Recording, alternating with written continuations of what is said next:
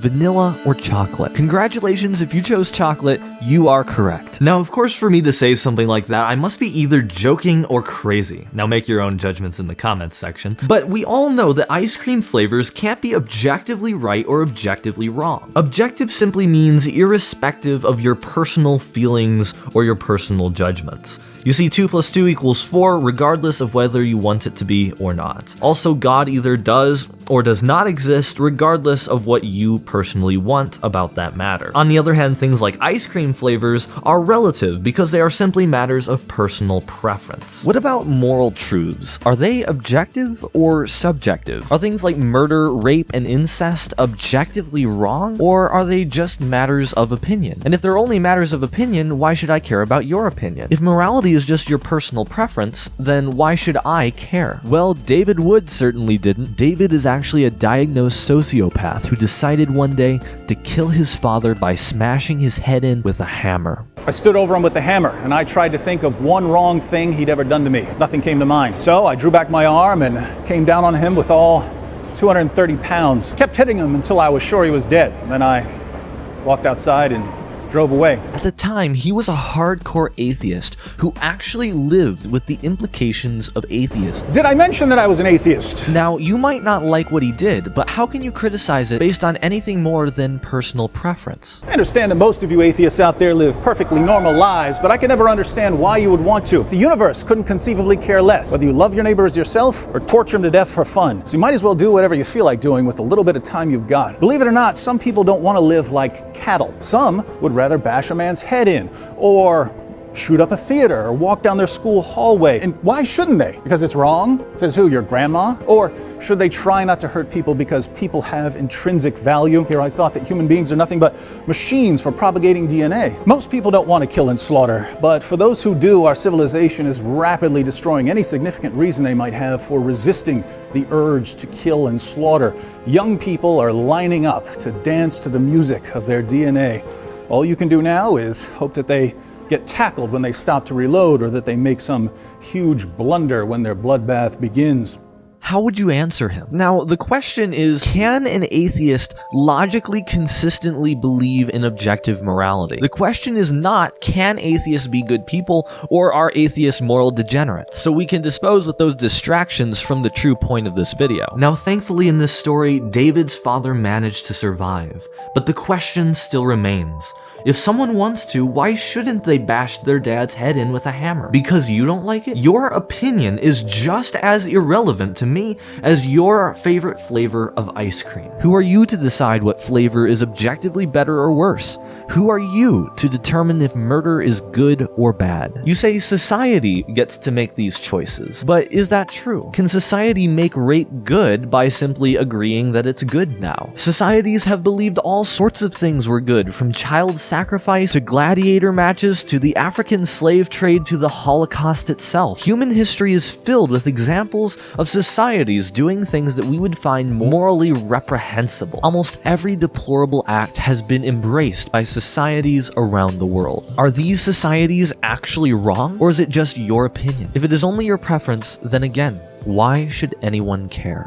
Why should societies bend to your will? What authority do you have? Saying that a society or a nation or any group of people can determine what is right and what is wrong is like saying that they can determine whether or not green is better than blue. Any standard that is created by humans can be ignored by humans just as easily. But what about evolution? Isn't that a standard outside of humanity? Now yes, this is indeed a standard outside of ourselves, but there's no real reason to consider it morally binding on us. Why should we obey evolution? There's nothing about a certain process describing how the world works that should make us want to obey it. In fact, the theory of evolution does not describe how creatures ought to behave, but simply how they do behave. It imposes no moral obligations on us. Why should we have any more moral obligation to the theory of evolution than the law of gravity or the water cycle? But even though this is the case, for the sake of argument, let's assume evolution does indeed describe how we ought to live. Murder might actually be a good thing under evolutionary theory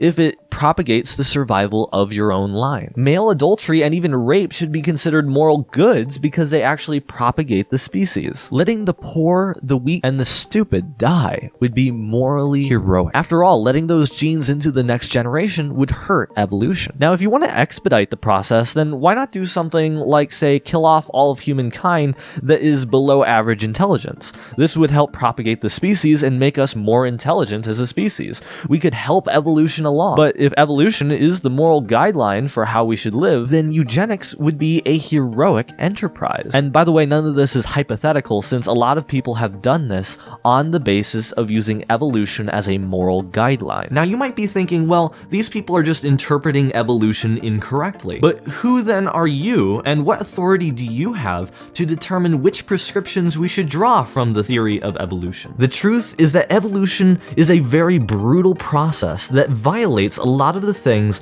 that we take to be moral or immoral. So either our sense of morality is wrong, or evolution is not the standard. But imagine if morality is not based in evolution, but based in the nature of God. This would explain why we have a sense of morality, since this would be given to us by our Creator. We have an obligation because we are obeying a person rather than an abstract process like evolution. And it explains why morality is constant, since God is the same always and everywhere. The only way that there can be an absolute standard of morality outside of our own preferences is if there is a Creator who is personal, whom we ought to obey. This realization has caused many atheists to outright deny right and wrong. Now, I do applaud these atheists for being willing to simply bite the bullet rather than ignore it like most people do. However, even these individuals deep down believe in morality. You see, the same individuals who go around talking as though morality is just a fiction, it's just some sort of delusion that's in our minds, they then walk around and decry the evils of racism, sexism, and bigotry of all sorts. So the very same people who say that nothing is right or wrong then turn around and tell you that you're wrong. We all feel deep moral convictions, but are these just vestigial elements of evolution? Are they simply delusions? Just as some wish to deny that our physical senses are real and that we are living in some sort of simulation, atheists must argue that our moral senses are delusions. But why would someone go to such lengths to deny the seemingly obvious objective moral standards that we all believe in? Because such an objective morality is a double-edged sword. Although a world without any morality might seem grim, it is actually the preferred choice for those who do not wish to obey God. The problem is that if we actually accept that there is such a thing as objective morality, then we have to obey it. However, this is something that we struggle with whether we are religious or not. I don't succeed in keeping the law of nature very well, and the moment anyone tells me I'm not keeping it, there starts up in my mind a string of excuses as long as your arm. The truth is, we believe in decency so much that we cannot bear to face the fact that we're breaking it, and consequently we try to shift the responsibility.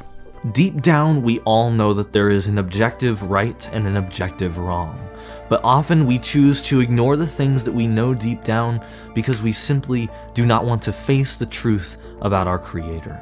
We do not wish to obey Him and wish to be gods of ourselves. You see, we all choose our own way, our own sin over God, and this is why we all deserve punishment. This is why Jesus took all human evil upon Himself, experiencing one of the most potent examples of human cruelty, just so that you could be forgiven. All you need to do is to choose to seek Him instead of your own sin. If you turn away from your sins and turn towards Christ and seek to live for Him rather than for yourself, Christ will save you from the guilt that you justly deserve, and you will be with Him on the last day. And trust me, being with Christ is far, far more valuable than all of your sins are, no matter how tempting they might be. I promise you, Jesus is better.